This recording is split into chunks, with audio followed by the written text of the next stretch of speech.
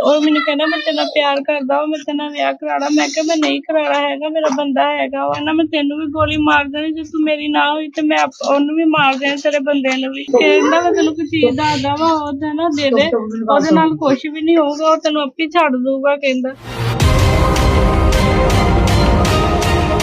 मेरे भाई अबरार असलम की अचानक तबीयत खराब हो गई। डॉक्टर का कहना था कि ये कोई नशा वगैरह तो नहीं करता या इसने कुछ खुद खाया है जहरीली चीज कोई। साहिवाल रेफर कर दिया भाई को। हम एम्बुलेंस वगैरह का इंतजाम कर रहे थे तो भाई की डेथ हो गई। तो भाई के जिस्म पर भी नील पड़े हुए थे।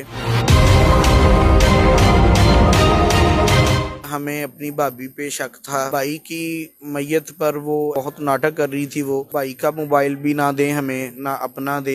तो उसके मोबाइल में डाटा था सारा कॉल्स का, और यूट्यूब से डाउनलोडिंग की हुई थी वीडियो काले पत्थर वाली। उनका रिलेटिव था, उसके मशवरे के साथ ये सब कुछ किया है इसने। ये दोनों आपस में शादी वगैरह करना चाहते थे। जेब की शादी